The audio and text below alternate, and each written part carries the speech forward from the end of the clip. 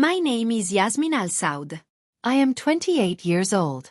And on March 15th, at exactly 2:47 in the morning, I was taken down a cold marble corridor to a secluded room where 3 hooded men waited to execute me for choosing Jesus Christ. But I'm getting ahead of myself. Let me take you back to where this impossible journey began. Let me show you what it looks like to have everything the world offers and still feel like you're dying inside. Because that's exactly where my story starts. In a golden cage that everyone envied but no one truly understood. I was born into the Al Saud family. If you're not familiar with Saudi Arabian royalty, let me paint you a picture. We're talking about a family with direct ties to the ruling monarchy, with wealth that most people can't even begin to imagine. I grew up in a palace in Riyadh with 42 bedrooms, hand-carved doors imported from Morocco, and fountains that ran with rose water on special occasions. My bedroom alone was larger than most people's entire homes.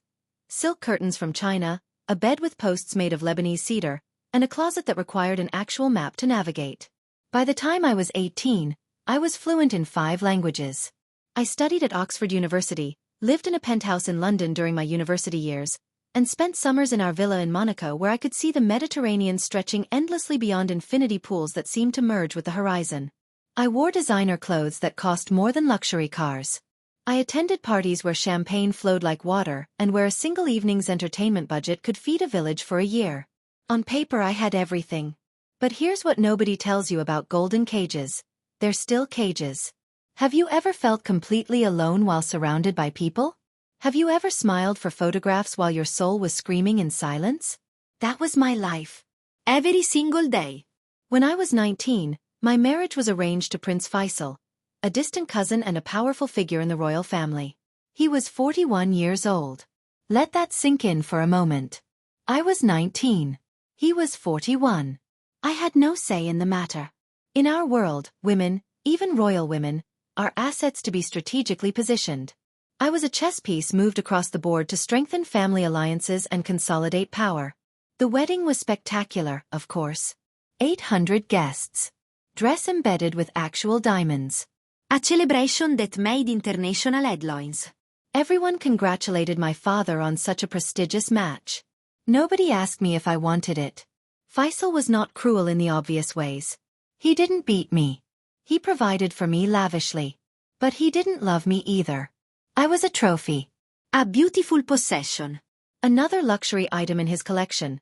Somewhere between his fleet of custom automobiles and his stable of Arabian horses. We lived in separate wings of our palace.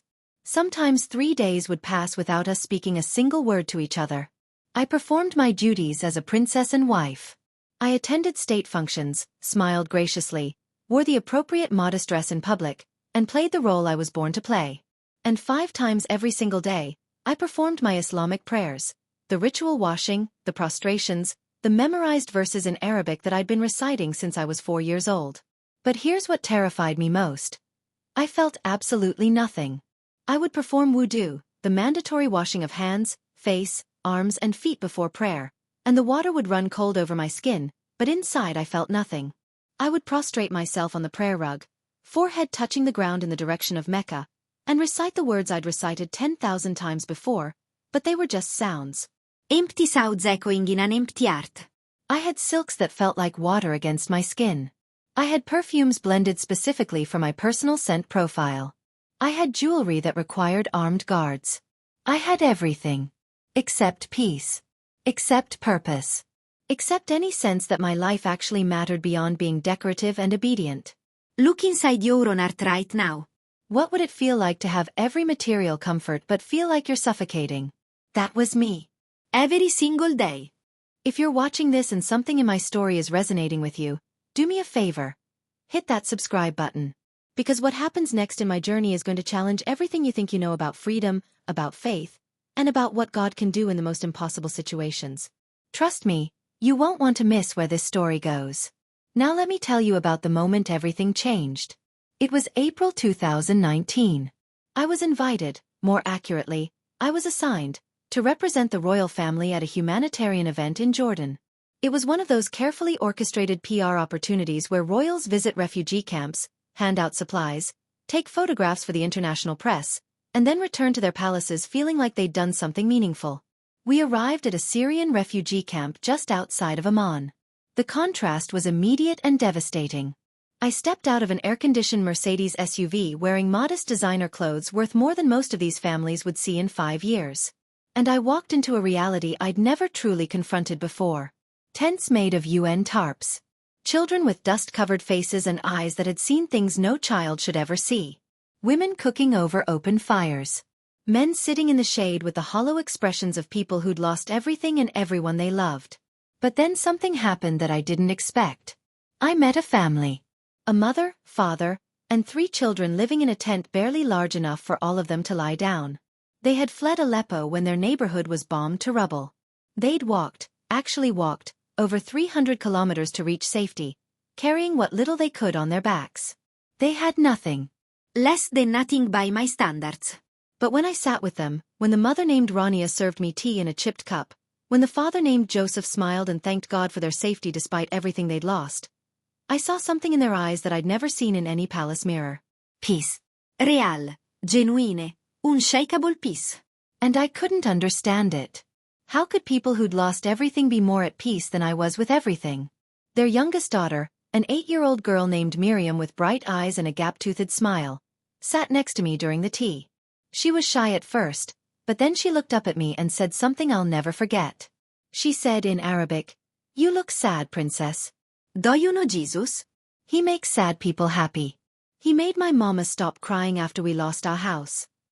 Her mother tried to hush her, clearly nervous about speaking about Christianity so openly, especially to a Muslim princess.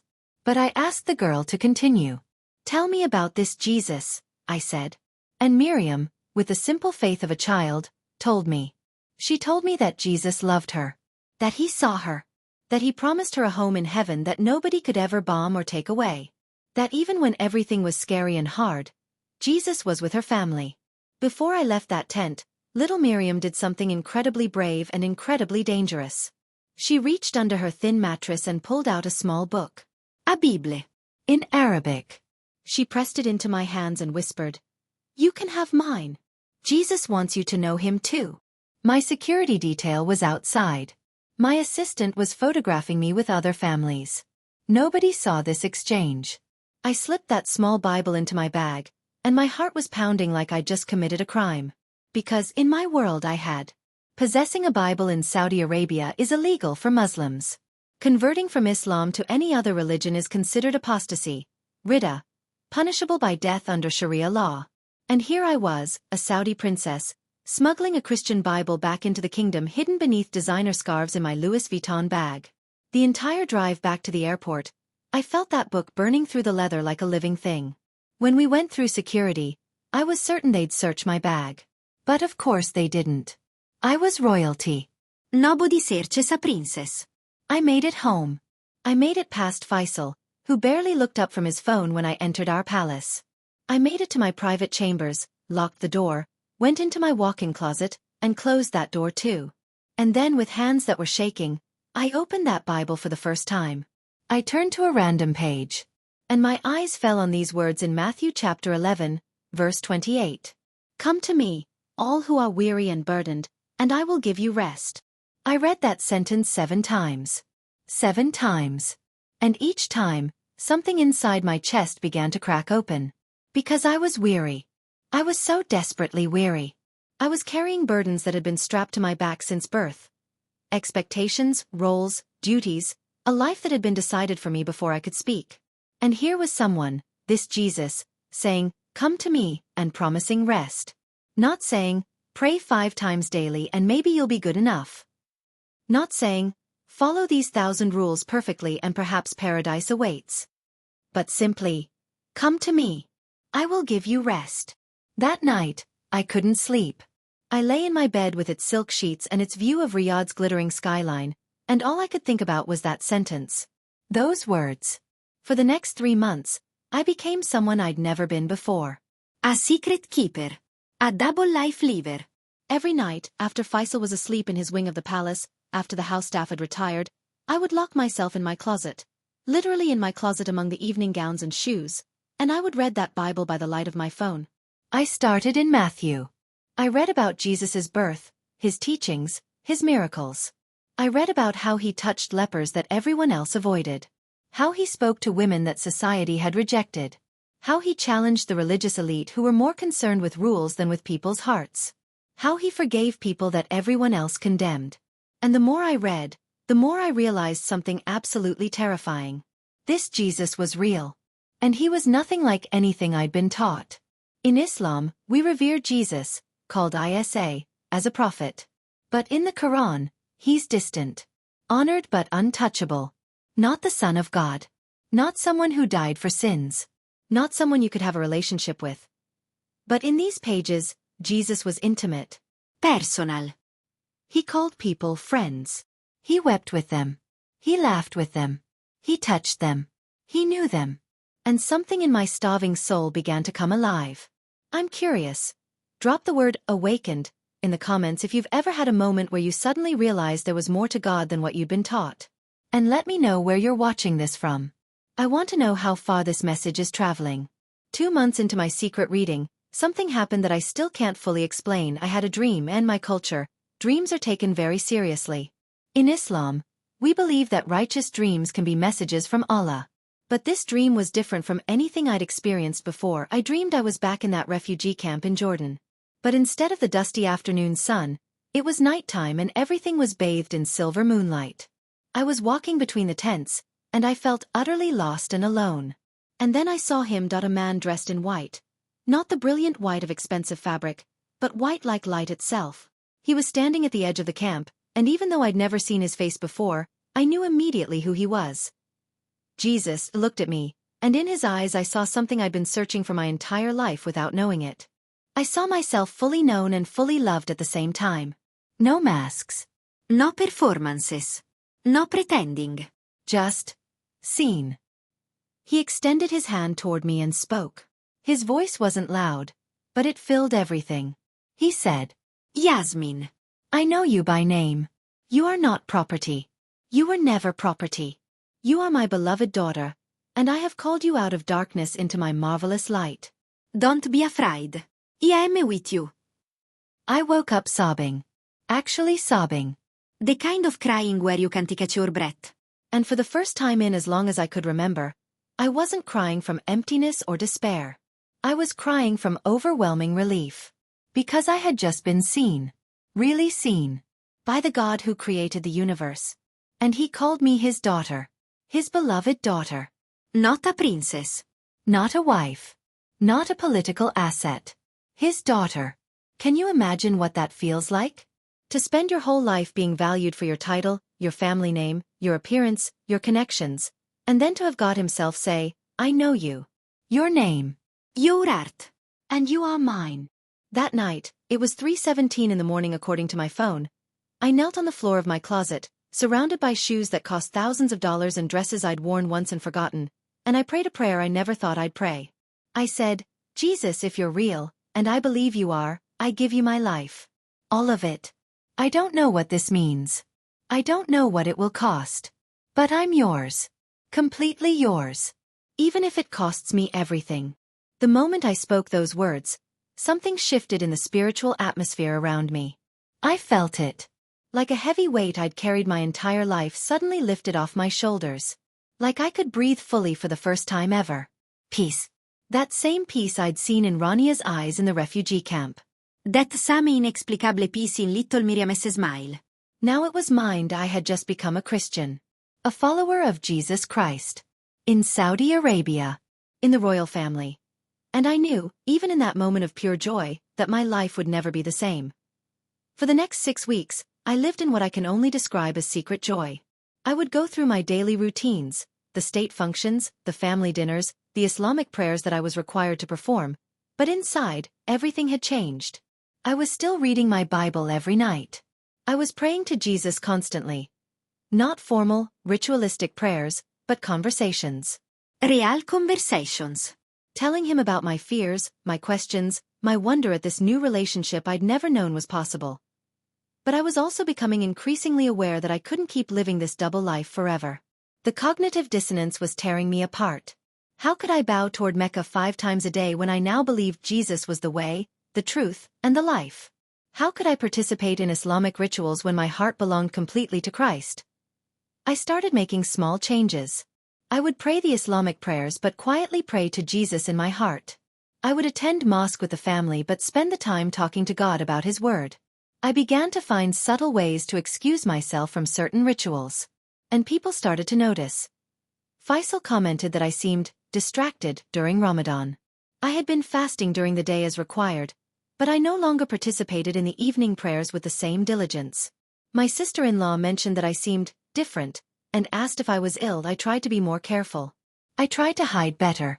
But the truth is, when Jesus transforms you from the inside out, it's very hard to keep that light hidden. I had a personal servant named Nadia. She had worked for me for over 10 years, since before my marriage. I trusted her completely. She knew my routines, my habits, my secrets, or so I thought. Nadia would bring me tea every morning at 7 o'clock, help me dress, arrange my schedule. She was more than a servant. She was, in many ways, the closest thing I had to a friend in that palace, though when she came into my bedroom one morning in late July to wake me, and I realized I had fallen asleep reading my Bible the night before and it was still lying on my bed, I didn't panic as much as I should have. I saw her eyes fall on the book. I saw recognition flash across her face. The Bible is distinctive even if you've never held one. The thin pages, the 2-column format, the specific size. Nadia, I said carefully, I can explain. She picked up the Bible with trembling hands. She opened it and saw the Arabic text. She saw the verses I had underlined. The notes I had written in the margins. My name written inside the front cover with the date I had received it. Princess Yasmin, she whispered. What is this? I made a decision in that moment. I was tired of hiding. Tired of lying. If I truly believed Jesus was worth giving my life to, then I needed to stop being ashamed of him. It's a Bible, Nadia. I'm a Christian. I believe in Jesus Christ. The silence that followed felt like it lasted an hour. Nadia stood there, holding that Bible like it was a bomb about to explode. Then she said the words that sealed my fate. I have to report this. If you don't, I'm an accomplice. They'll punish me too. I have a family. I'm sorry. She left the room before I could say anything else. And I sat there on my bed, in my palace bedroom overlooking the city where I'd grown up, and I knew that my life as I'd known it was over. Within 2 hours, Prince Faisal stormed into my chambers. I'd never seen him so angry. His face was red, his voice shaking with rage. Is it true? He demanded. Is it true what Nadia has reported? I could have denied it. I could have claimed Nadia was lying, that she was trying to hurt me, that the Bible was just an academic curiosity. I could have saved myself. But I looked at my husband, this man I'd lived with for 9 years but never truly known or been known by, and I told him the truth. Yes, it's true. I believe in Jesus Christ. I'm a Christian. What followed was chaos. Faisal immediately locked me in my chambers. He confiscated my phone, my computer, any means of communication with the outside world. Guards were posted at my doors. I was, for all practical purposes, a prisoner in my own home. That evening, a family council was convened. My father arrived. My uncles. Faisal's brothers. Senior members of the Al-Saud family. I was brought before them like a criminal before judges. They sat in the formal reception hall, the same hall where my wedding reception had been held 9 years earlier, and I stood before them like a defendant. My father spoke first. His voice was cold, controlled. Yasmin. You have been accused of ridda. Apostasy. Of converting from Islam to Christianity. This is among the gravest sins in Islam.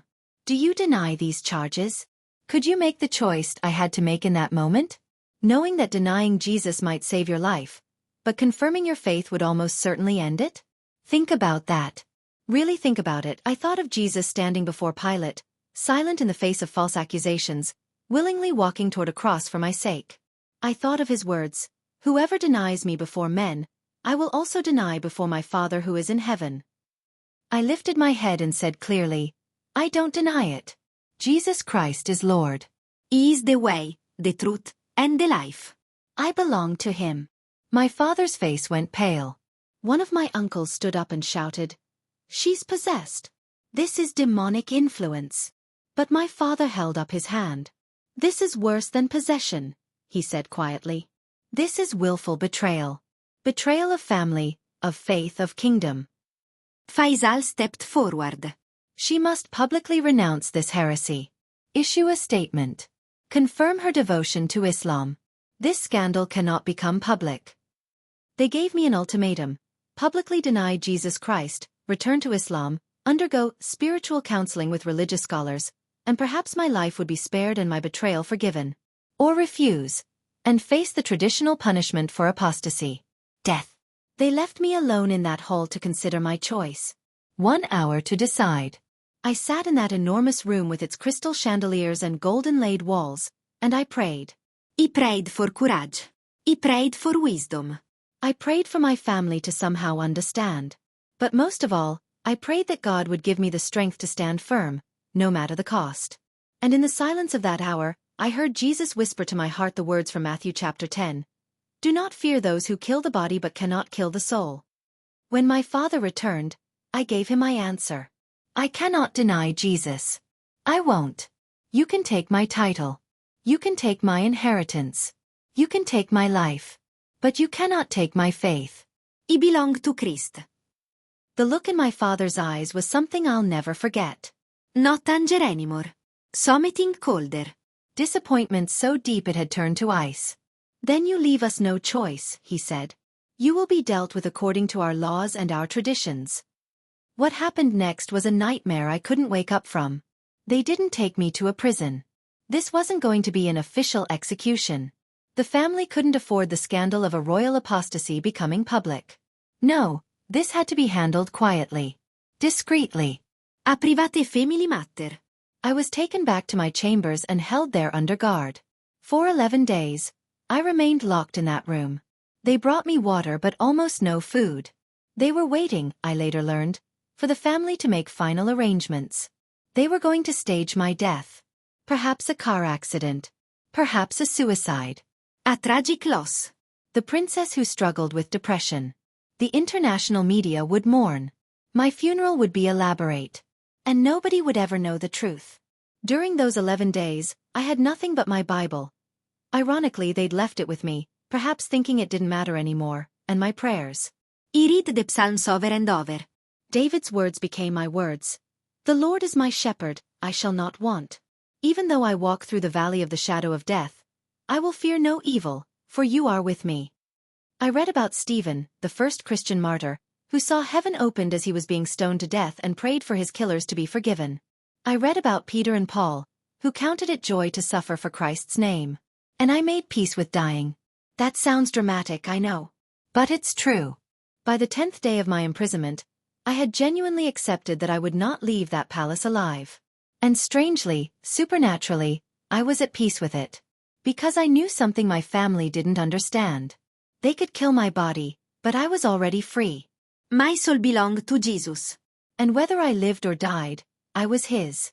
On the 11th night, March 14th, around midnight, Nadia came to my room. She didn't look at me. She placed a tray with water and a piece of bread on the table and turned to leave. Nadia, he said softly. He forgive you. She stopped. Her shoulders shook. Don't, she whispered. Don't forgive me. I don't deserve it. Jesus forgave me, he said. How can uno not forgive you? She left without another word, but I saw tears on her face. I didn't sleep that night. I knew somehow that my time had come. I spent the hours praying, worshipping quietly, reading scripture, and writing a final letter to anyone who might find it someday. A testimony of what Jesus had done in my life. At exactly 2:47 in the morning, I checked the clock on the wall. I heard the lock on my door turn. 2 guards entered. They didn't speak. They didn't need to. I knew what this was. It's time, I asked. One of them nodded. I stood up. I was wearing a simple white dress.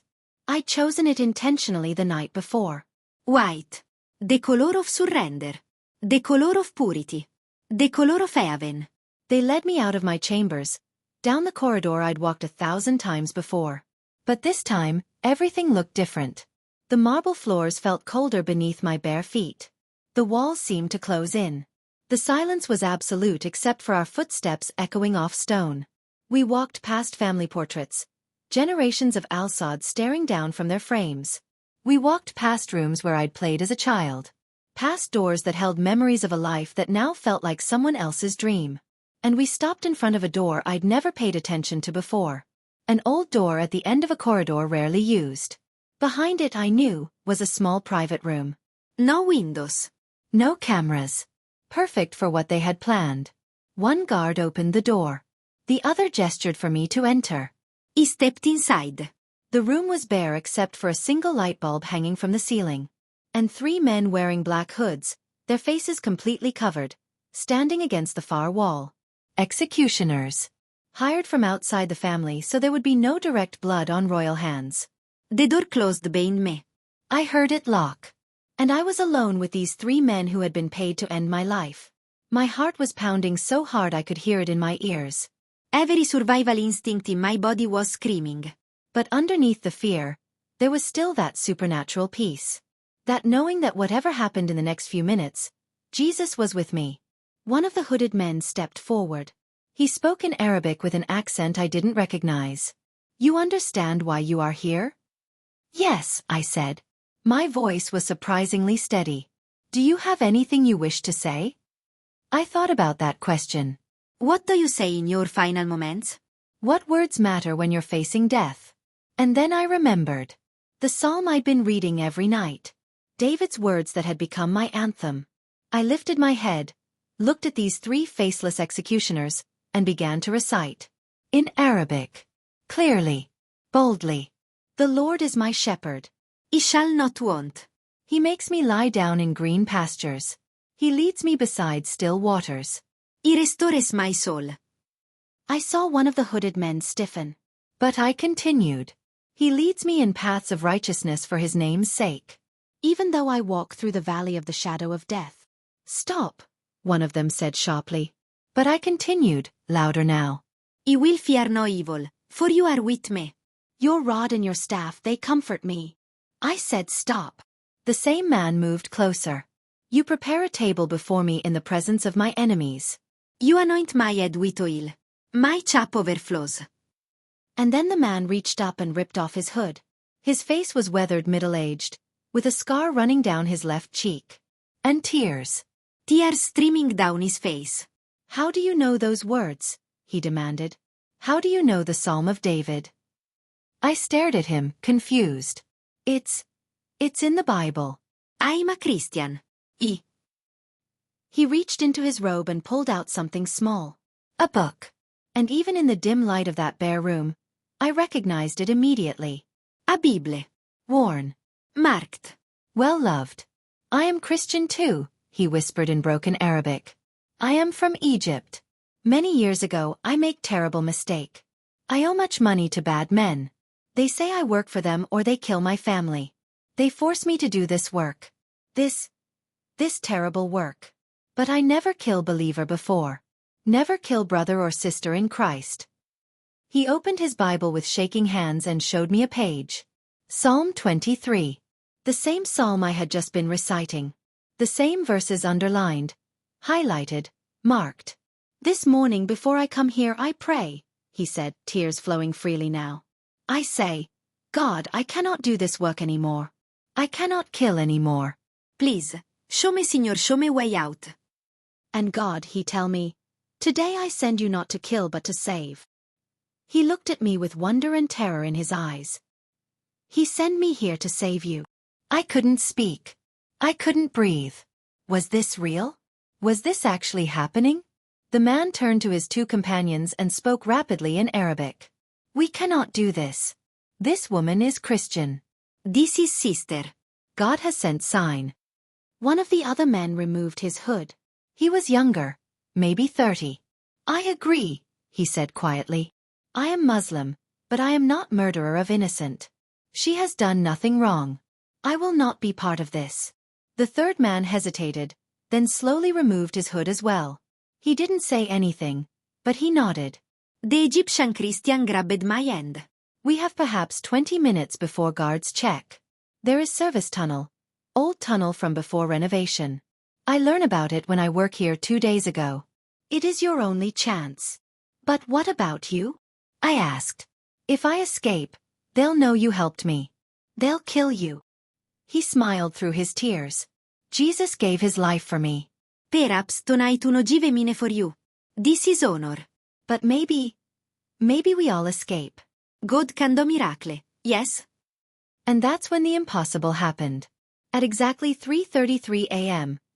I remember the time because the Egyptian man checked his watch. The lights went out. Complete darkness. Then from outside we heard shouting. Alarms. Chaos. One of the other men cracked open the door and looked out. Sandstorm, he shouted. Massive sandstorm from nowhere. Guards are trying to secure the windows. But here's what makes this absolutely impossible. I later learned that weather reports showed completely clear skies that night. Zero wind.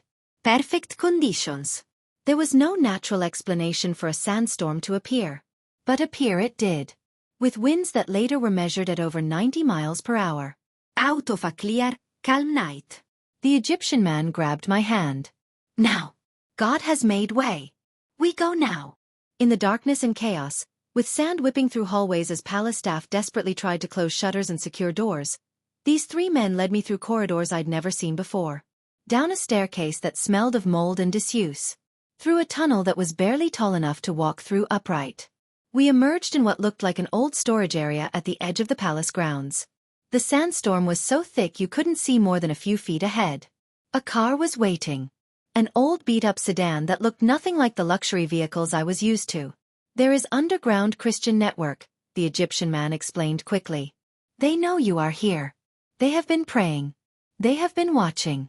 When we contact them tonight and tell them what happened, they prepare this. He handed me a bag. Inside were clothes, regular clothes, not the designer outfits I was used to, a head covering, false identification papers, and a small amount of cash. You must go to Jordan. Cross at the north border checkpoint. Give them this name. He handed me a piece of paper with contact information. This man is Christian. He will help you claim asylum. You cannot stay in Saudi Arabia. They will hunt you. The younger of the three men spoke up. I will drive you to safe house outside the city. From there, others will take you to border. But we must leave now. Storm will not last long. I looked at these three men, one a Christian forced into dark work, two Muslims who chose mercy over murder, and I saw the face of Christ in all of them. Come with me, he begged. All of you. You will be killed if you stay. The Egyptian smiled sadly. I have family in Egypt I have not seen in 4 years. Maybe now I find way to go home. God has freed me tonight too. We all go separate ways, but we all go to freedom. There was no time for more words. The younger man hustled me into the back seat of the car, and we drove off into the sandstorm that shouldn't have existed. The next 6 hours were the longest of my life. We drove 487 kilometers, over 300 miles, through back roads and desert routes. We passed through 3 checkpoints.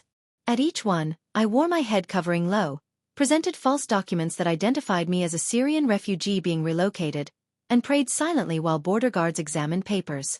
At every checkpoint, I expected to be recognized. I expected alarms.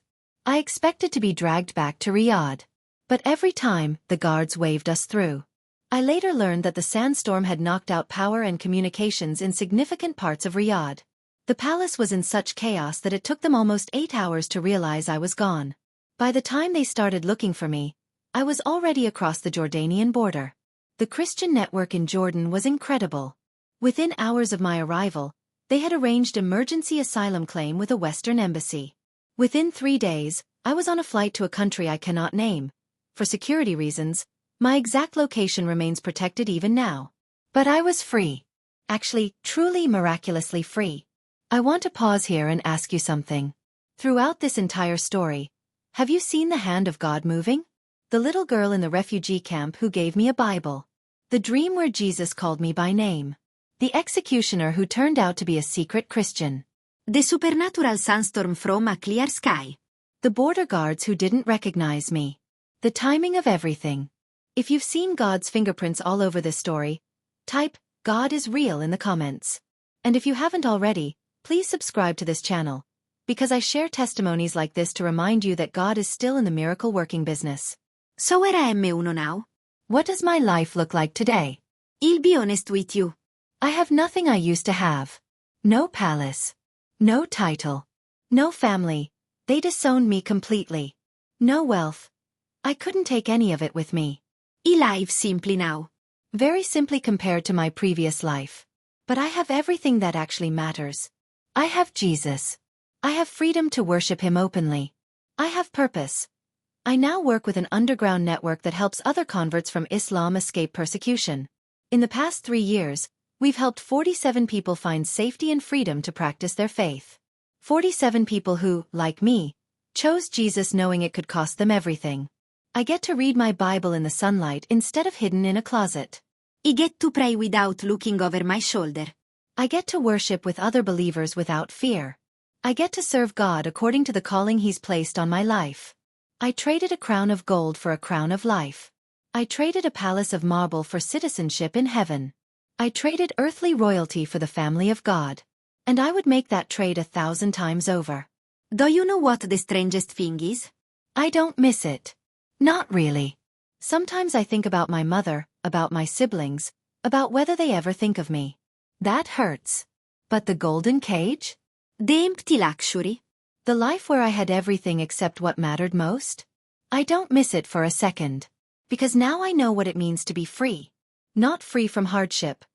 My life now has challenges my old life never had. But free in my soul. Free to be who God created me to be. Free to love and serve Jesus without eating. Can I ask you something personal? What cage are you living in right now? Maybe it's not a literal palace, but what's keeping you from complete surrender to Jesus? Is it reputation? Is it family expectations? Is it money or security? Is it fear of what people will think? I stood in a room with 3 men hired to kill me, and Jesus sent one of them to save me. If God can do that, he can handle whatever you're facing. But here's what I learned. Freedom costs everything. Following Jesus isn't a comfortable add-on to your existing life. It's a complete surrender. It might cost you relationships. It might cost you comfort. It might cost you everything you think you can't live without. But what you gain is infinitely more valuable than what you lose. Jesus said in Matthew chapter 16, verse 25, "Whoever wants to save their life will lose it, but whoever loses their life for me will find it." I lost the life I was born into. And I found the life I was created for. So let me ask you, what is God calling you to surrender? Where is he asking you to trust him even when it seems impossible? What cage of comfort or security is he inviting you to step out of? Because here's what I know beyond any doubt. If Jesus can rescue a Saudi princess from a palace execution chamber in the middle of a supernatural sandstorm, he can do absolutely anything in your life. The question isn't whether God is powerful enough. The question is whether you're willing to trust him completely. I gave Jesus everything. My family, my wealth, my safety, almost my life. And in return he gave me himself. And that exchange, trading everything I had for all of him, is the best decision I've ever made. If this testimony has impacted you, I want to encourage you to share it. Someone in your life needs to hear this story. Someone needs to know that God still works miracles. Someone needs to be reminded that Jesus is worth everything. Hit that subscribe button and turn on notifications so you don't miss the other testimonies I'm sharing. Stories of people who encountered Jesus in impossible situations and whose lives were transformed. And drop a comment below. Tell me, what spoke to you most in this story? Where are you watching from? What is God calling you to trust him with right now? My name is Yasmin. I was a Saudi princess. I was sentenced to death for believing in Jesus. And I'm alive today because God is real, he hears prayers, and he specializes in impossible rescues. Whatever impossible situation you're facing today, and I mean this with everything in me, Jesus can handle it. The question is not whether God can use your life for his glory. The question is whether you're willing to surrender everything to his calling, regardless of the cost. Because I promise you, on the other side of that surrender, you'll find something more valuable than every palace in the world combined. You'll find Jesus. And in him you'll find yourself. Thank you for listening to my story. May God bless you, protect you, and give you courage to follow him wherever he leads, even into the valley of the shadow of death. Because even there, he is with you. Especially there.